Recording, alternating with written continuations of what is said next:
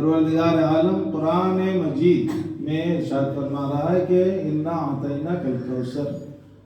حالانکہ اللہ نے جو ہے بہت ساری چیزیں نبی کو دی، نبوت دے دی، اس سے بڑی بات کیا ہوگی؟ نبوت دے دی اور رسالت دے دی، خاتمیت دے دی. یہ ایک جو خاتم ہونا ہے رسول کا، خاتم الانبیاء، یعنی آپ کے بعد کوئی نبی نہیں آئے گا. یعنی نبوت کا جو یعنی پیکج جو تھا اس کو سیل کر دیا. ایک صلوات پڑھیں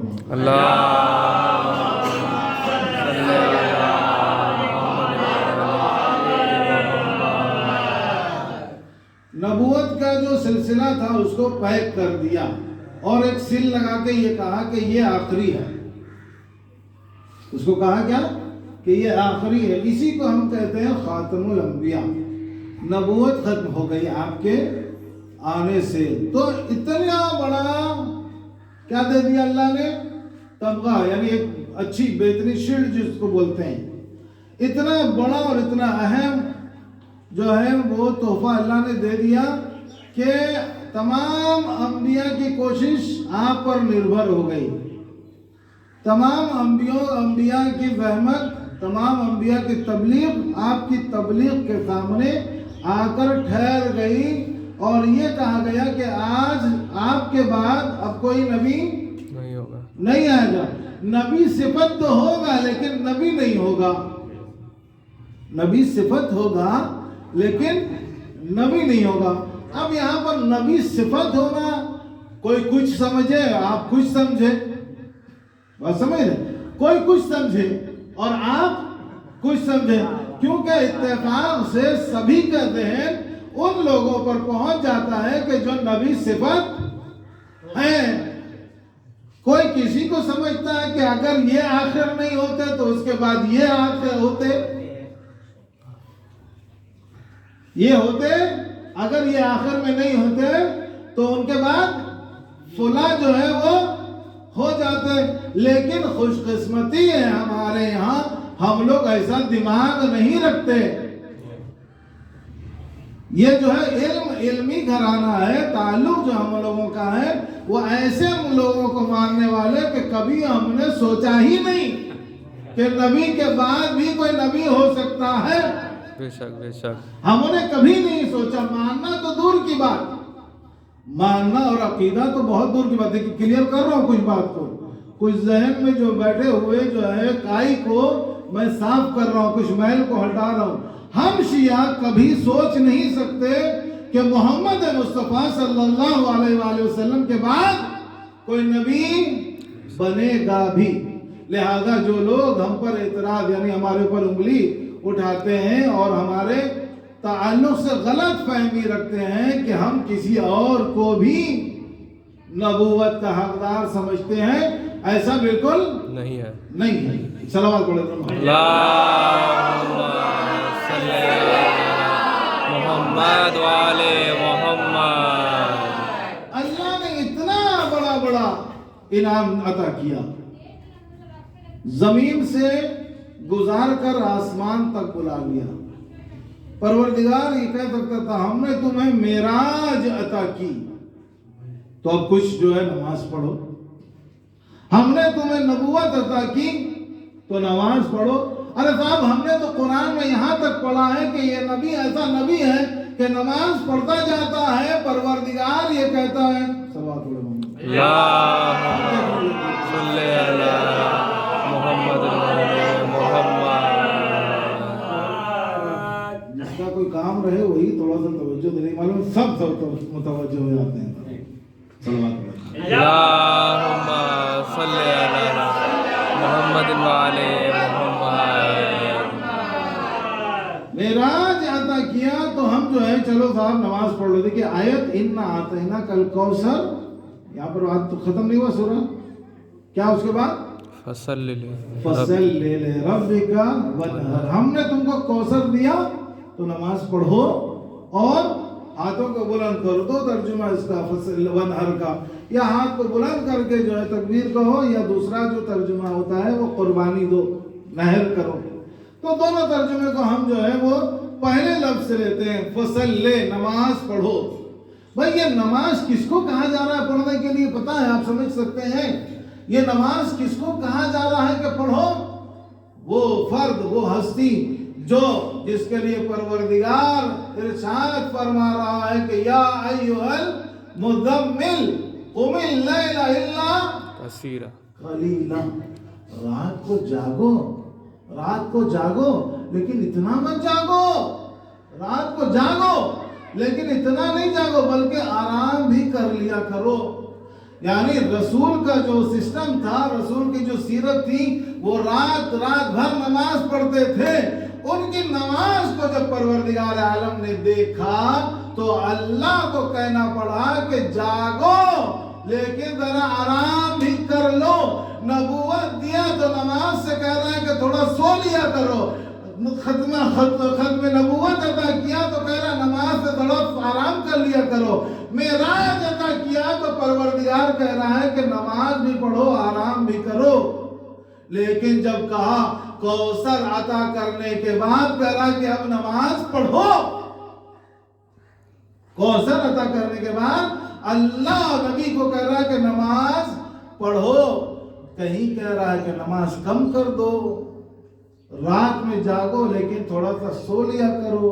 رات کو عبادت کرو لیکن ذرا سا بیٹھ جایا کرو، آرام کر لیا کرو. لیکن تمام نعمتوں کو دینے کے بعد کہتا ہے کم کرو. کوثر عطا کرنے کے بعد کہتا ہے کہ نماز پڑھو. اس کا مطلب کہ کوثر میں کوئی بات ہے، کوثر میں کوئی بات ہے. اب آئیے صاحب کوثر میں اگر جو ہے بہت سارے لوگ امت کہتے ہیں کہ بہت امت دیا، امتی بہت ہے، تو آپ یہ بتائیے مسلمانوں کی تعداد زیادہ ہے، محمد مصطفیٰ محمد عربی کے ماننے والوں کی تعداد زیادہ ہے یا عیسیٰ کے ماننے والوں کی تعداد زیادہ ہے؟ جواب عیسیٰ کے ماننے والے. عیسیٰ کے ماننے والوں کی تعداد زیادہ ہے. اور مسلمان ترجمہ یہ کر رہا ہے کہ کوثر کا مطلب امتی ہے. کوثر کا مطلب امتی ہے. تو صاحب اس امت کو دیکھا جائے یا اس امت کو دیکھا جائے جس کی تعداد زیادہ ہے؟ کہا جائے گا کہ یہاں کی پاپولیشن زیادہ ہے. اب پاپولیشن جس کی کم ہو اس سے کیوں ڈیمانڈ؟ پاپولیشن جس کی کم ہو اس کی اس سے کیوں ڈیمانڈ؟ ایک صلوات پڑھے کرنا.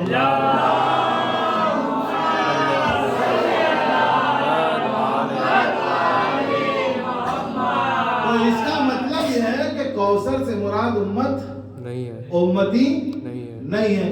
کہاں کہ صاحب جنت جو ہے، جنت میں ایک نہر بہ رہی ہے، اس کا نام کوثر ہے. جنت میں ایک نہر ہے، اس کا نام کوثر نام کی ایک نہر ہے. تو صاحب اس کوثر کا سنیے، اس کوثر کا جو جنت میں ہے، اس کوثر سے کیا مطلب؟ جو جائے گا وہ تو پیے گا ہی، جو جائے گا وہ تو پیے گا ہی. اب وہ ہونا کیا چاہیے کہ تمام شرائط اس میں جب تک کمپلیٹ نہیں ہوں گے تب تک وہ جنت میں جائے گا نہیں. اور پروردگار رحمت للعالمین کو کہہ رہا ہے کہ ہم نے تمہیں کوثر عطا کیا. اس کا مطلب جہاں جہاں رحمت جائے گی، جہاں جہاں رحمت جائے گی. اب رحمت کہاں کہاں جائے گی؟ ضروری نہیں ہے کہ رحمت جو ہے مسلمانوں کے درمیان ہی رہے. ہم نے اس رحمت کو یہودیوں کے درمیان بھی دیکھا، ہم نے اس رحمت کو مسیحیوں کے درمیان بھی دیکھا، ہم نے اسی رحمت کو بت پرستوں کے درمیان بھی دیکھا. اب یہاں بھی رحمت، وہاں بھی کوثر، وہاں بھی رحمت، وہاں بھی کوثر. اس کا مطلب یہ کوثر جو ہے وہاں والی کوثر نہیں ہو سکتی. اگر یہ کوثر وہاں ہوگی تو وہاں تو صاحب صرف مسلمان ہی کو ملنے والی ہے کوثر. تو یہودی کیسے فائدہ اٹھائے گا؟ مسیحی کیسے فائدہ اٹھائے گا؟ جو بت کو پوجا کرتے ہیں وہ کیسے جو ہے کوثر سے فائدہ اٹھائے گا؟ اللہ دے رہا ہے دنیا میں، اس سے فائدہ اٹھاؤ. لیکن ہم ترجمہ کر رہے ہیں کہ وہاں جو ہے ملے گا. صاحب وہاں تو آپ منہ بھی نہیں دیکھیے گا, وہاں تو آپ کو خوشبو بھی نہیں ملنے والی کہ نہر کیا ہے, نہر کیسی ہوگی, اس کا مزہ تک چکھنے نہیں ملے گا. تو آپ پہنچیے گا تب نہ ملے گا. صلوات اللہ.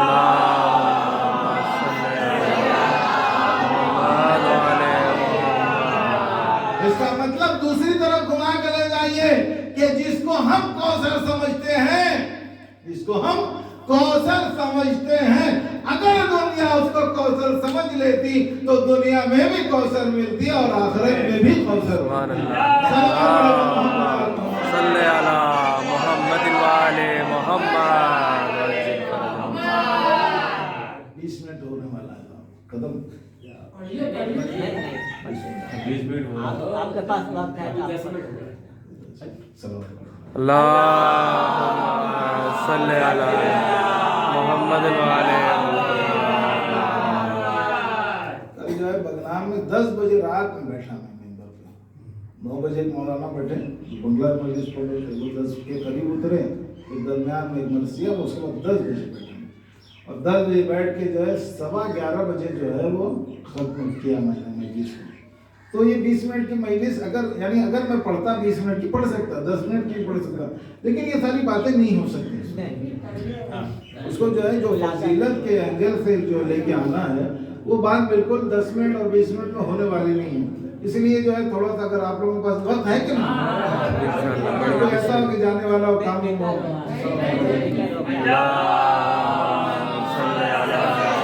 محمد وعلی محمد. نعرہ تکبیر, نعرہ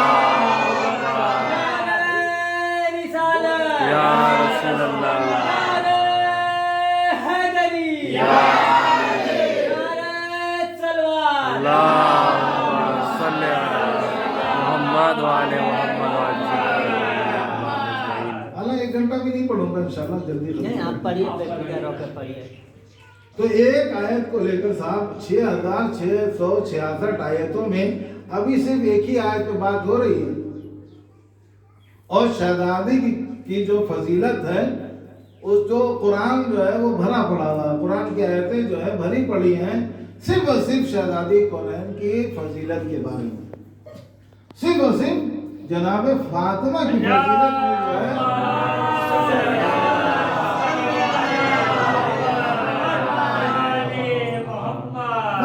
پروردگار عالم نے نبی کو کوثر عطا کیا, کسی اور کے بارے میں نہیں ہے, مسلمان کے بارے میں نہیں ہے.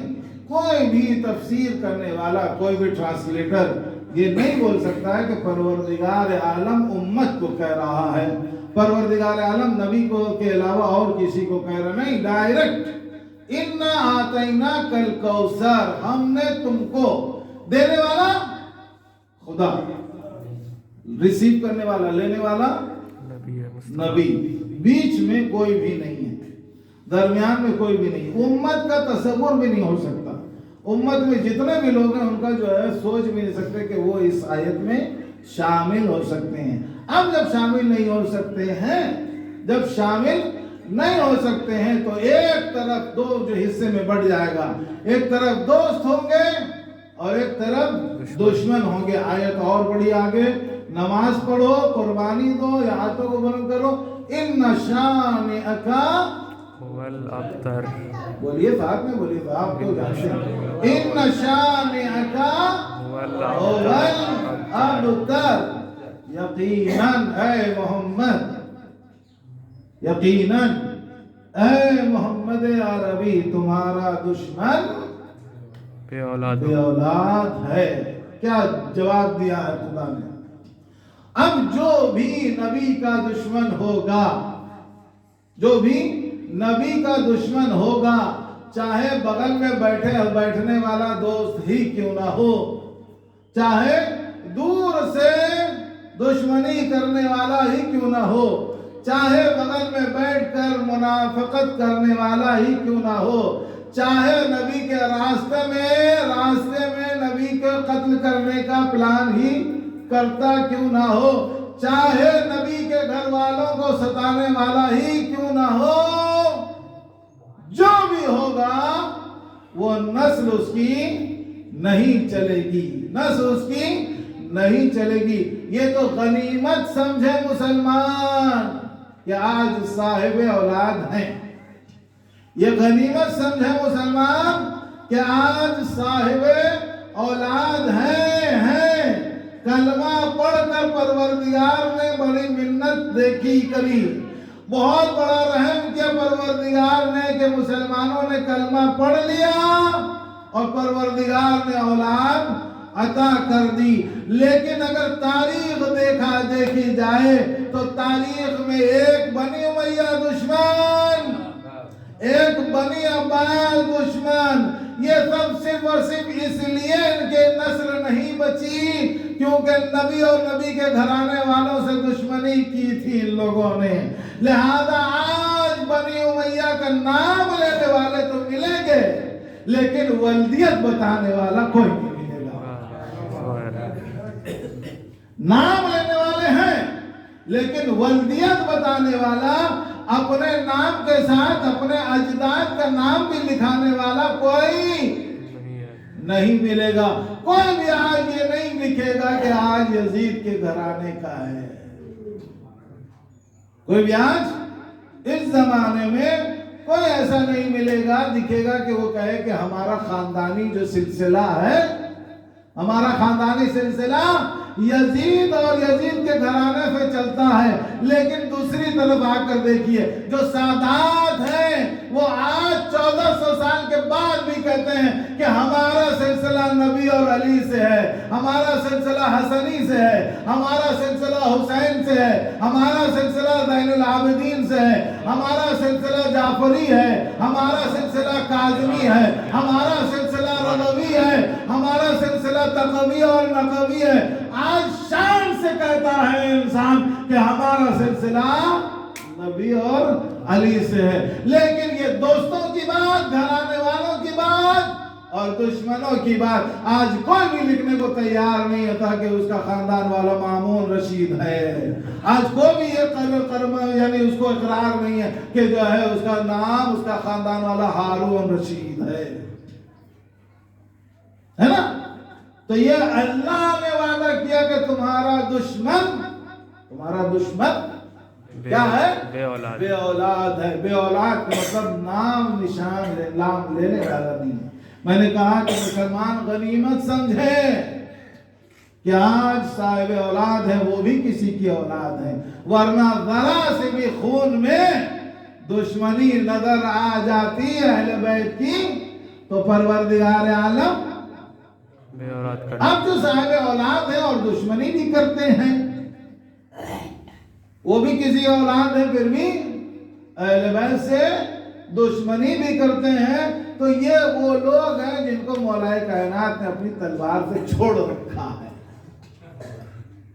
یہ وہ لوگ ہیں جن کو علی کی شمشیر جو ہے چھوڑ رکھی ہے کہ شاید کسی وقت ایسا کوئی نسل آ جائے، شاید کوئی اس نسل میں پیدا ہو جائے کہ جو علی اور علی والا ہوتا ہے۔ صلوات نعرہ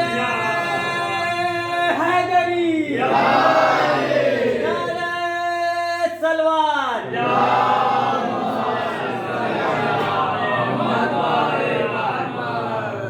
یہ بات ایک فضیلت کی بات۔ دوسری بات جو ہماری ذمہ داری ہے، ایک تھا سائنسداں نیپولین، نام سنا ہوگا، بڑا یعنی مشہور پڑھا لکھا ایک سائنسداں، پڑھا لکھا اسکالر۔ وہ کہتا ہے کہ تم ہمیں اپنے گھر کی اپنی بیٹی دو، تم ہمیں اپنی بیٹی دو، ہم تم کو واپسی میں بہترین قوم عطا کریں گے۔ تم بیٹی دو، ہم اس کے جو ہے کیا کریں گے، ایک بہترین قوم عطا کریں گے۔ قوم آپ ایک دیجئے گا تو ہم ہزاروں اور لاکھوں کے برابر دیں گے۔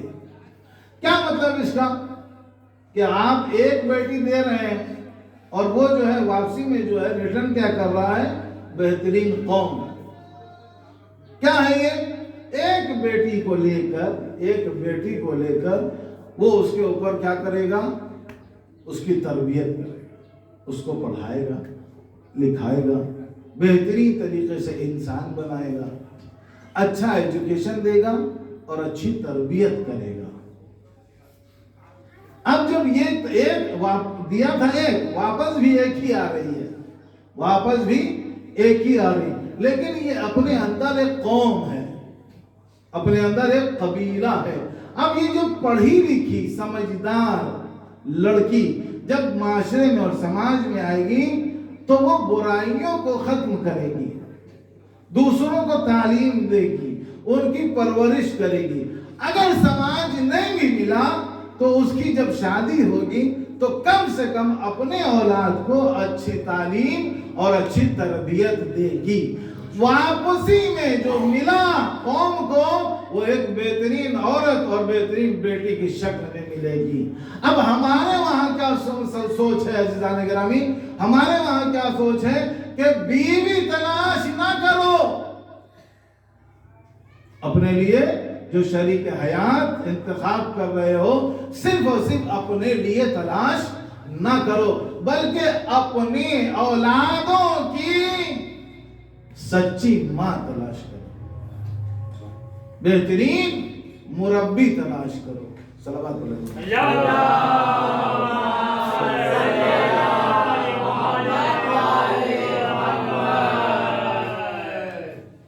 تھوڑا سا گاڑھا ہو گیا شاید، ہے نا، تھوڑا سا گاڑھا ہو گیا۔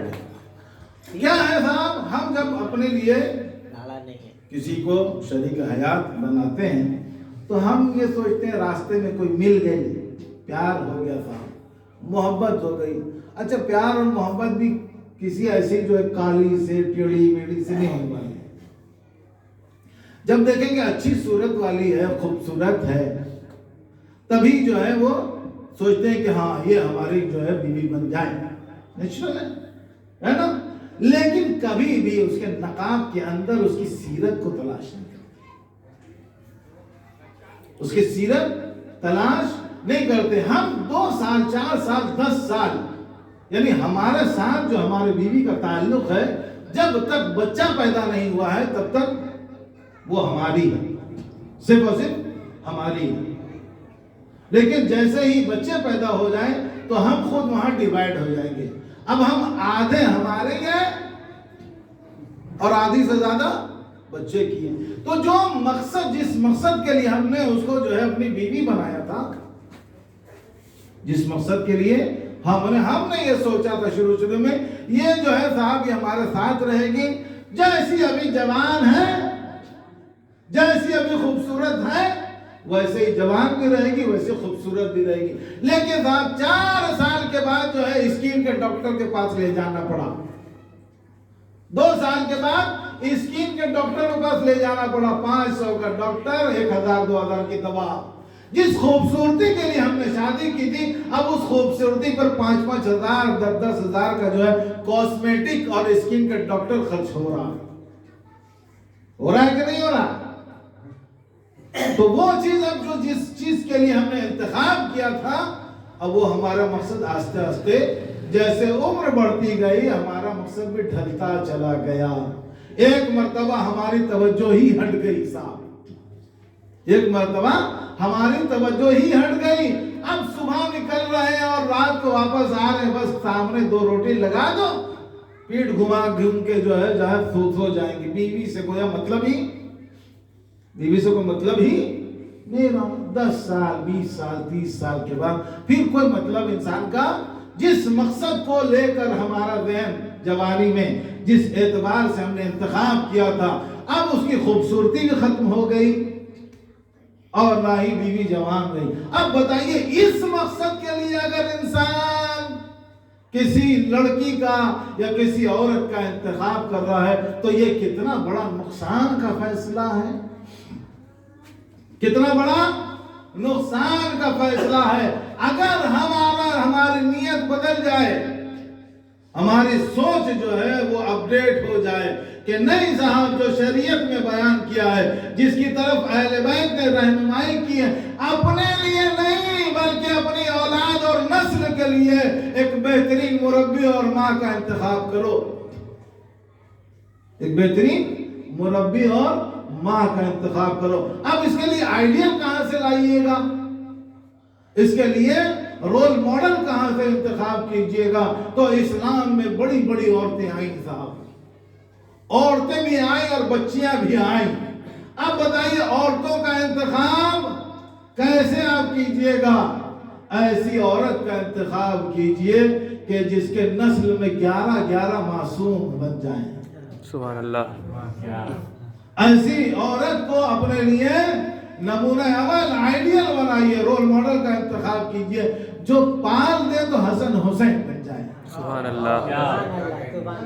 جو ہاتھوں سے نوالا کھلا دے تو وہ جنت کے جوانوں کے سردار بن جائیں۔ سبحان اللہ۔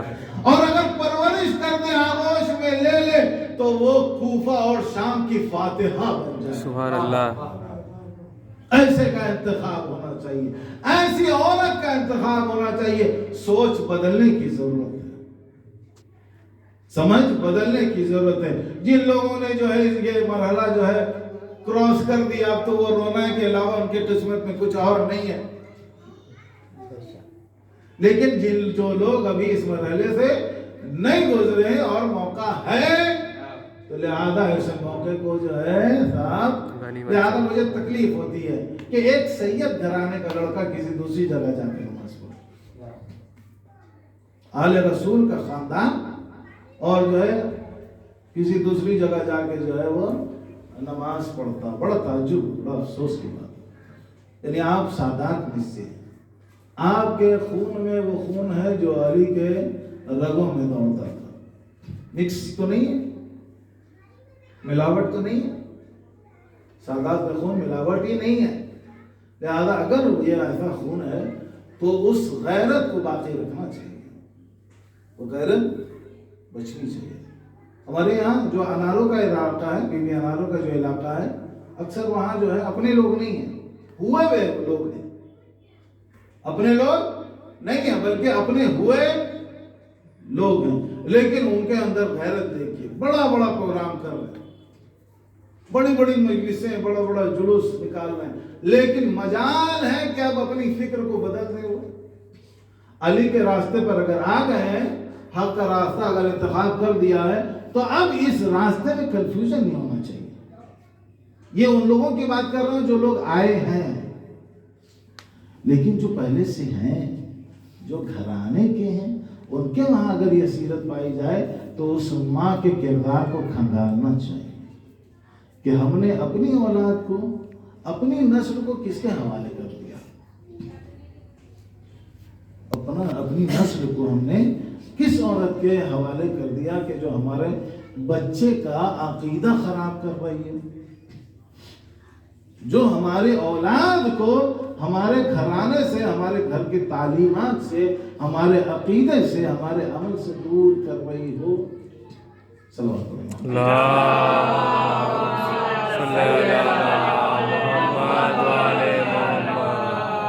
ایسی عورتوں کے ساتھ جناب ابراہیم انہیں بہترین جو ہے وہ آئیڈیا دیا، بہترین مشورہ دیا۔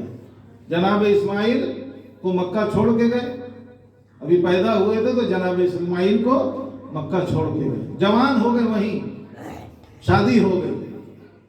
جب شادی ہو گئی جناب اسماعیل کی تو باپ جناب ابراہیم اپنے بیٹے جناب اسماعیل سے ملنے کے لیے آئے، اپنے بیٹے جناب اسماعیل سے ملنے کے لیے آئے۔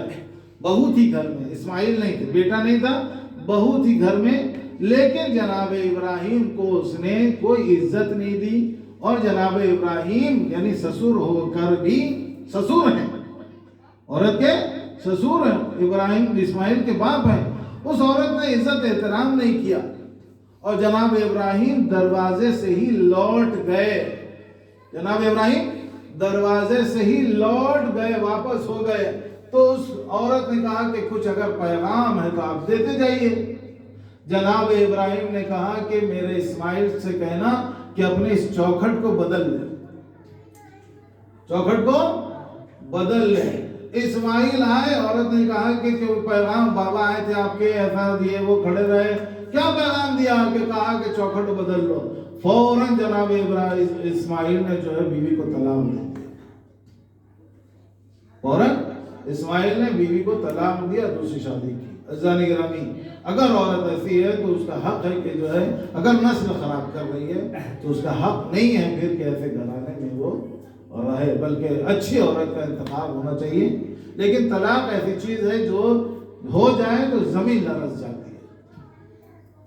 اب کہا کہ بھائی کیا کیا اس عورت کے ساتھ کیا کیا جائے، سنیے اس کی بھی مثال سنیے، اس عورت کے ساتھ کیا کیا جائے جو ایسی ہے، تو جیسے امام حسن نے رکھا ویسے رکھی، جیسے امام حسن نے رکھا ویسے رکھی۔ امام حسن کی بیوی نے امام حسن کو زہر دیا لیکن رکھا۔ یا پھر نوے امام محمد تقی علیہ السلام،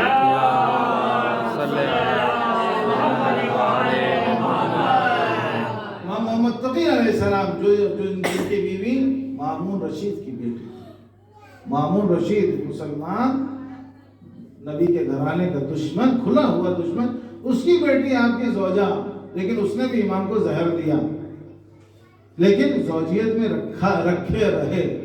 یا اس سے بہتر مثال دیا جائے کہ نبیوں کی بیویوں کو دیکھ لیا جائے، سب بیوی لیکن جو ہے ایک سے ایک پلان کرنے والی عورتیں۔ صلوات پڑھو، بہت زیادہ ہو گیا۔ اب رول ماڈل یعنی سیرت کس کے انتخاب کی جائے؟ امام زمانہ اجل اللہ تعالی فرجہ الشریف،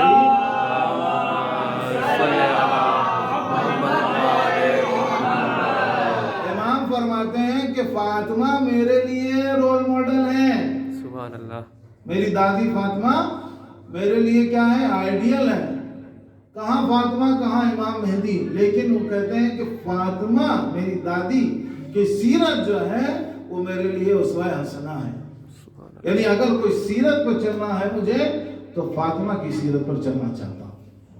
اب یہ بتائیے کہ صرف عورتوں کے لیے نہیں بلکہ مردوں کے لیے بھی شہزادی کونین سیرت انتخاب کرنے، ان کے راستے پر چلنے کے لیے انسان کو جو ہے کوشش کرنی چاہیے۔ اب مرد جب جو ہے اس راستے پر آ سکتے ہیں تو عورتوں کو تو آنا ہی چاہیے، عورتوں کو آنا ہی چاہیے۔ بہرحال بہت زیادہ گزر رہا ہے، دو چار جملے جو ہے مصائب کے عرض کرتا ہوں۔